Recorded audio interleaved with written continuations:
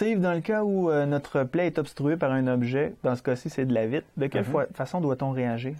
Eh bien, on aura toujours fait l'ABC, prévenu les secours médicaux d'urgence. On aura mis des gants pour se protéger.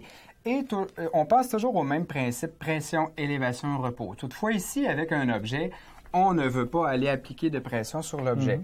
Donc, on a le choix. Si on a déjà préparé un beigne, on pourra l'utiliser. Sinon, on pourra utiliser aussi 2 rouleaux de gaz. Il y a des gens qui disent, ben on n'a pas toujours eu le temps de faire un beigne en situation d'urgence. C'est pas le temps de faire ça. Donc, ils ont raison, mais on peut utiliser à la place des rouleaux de gaz pour placer de chaque côté. Moi, ce que je vais faire ici, c'est placer de chaque côté de l'objet des gaz stériles de manière à protéger la plaie. Sans bouger l'objet, je vais demander à ma victime de mettre ça en place et de le tenir. Je prends, moi, mes rouleaux de gaz ici parce que je trouve ça plus facile à travailler. Il va tenir d'un côté aussi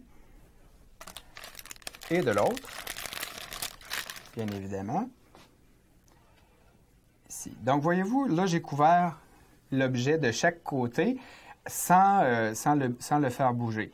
Je demande encore à ma victime de le tenir et j'utiliserai aussi un autre rouleau de gaz pour le fixer, pour faire un bandage.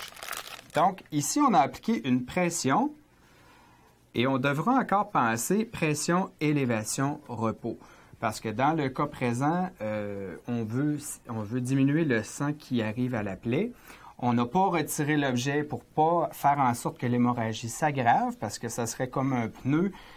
Si je retirais le clou d'un pneu qui est crevé, eh bien, le pneu va dégonfler immédiatement. Rapidement. Même chose avec l'hémorragie.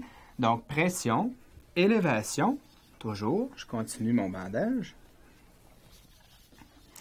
Ici, je peux encore aller remettre le bandage sous ça. Pression, élévation, repos. Ici, il est assis, mais dans la vraie vie, les situations d'urgence, je vais le coucher par terre pour éviter qu'il perde conscience. Une fois qu'il est par terre, il est toujours bon de couvrir avec une couverture thermique une victime. Que ce soit dans tous les cas, hémorragie, état de choc, hémorragie interne, on va couvrir les personnes pour conserver leur chaleur. Donc, c'est pression, élévation, repos. Et ici, dans le cas d'un objet, on a évité de bouger l'objet, on l'a protégé d'entrer plus creux dans la peau.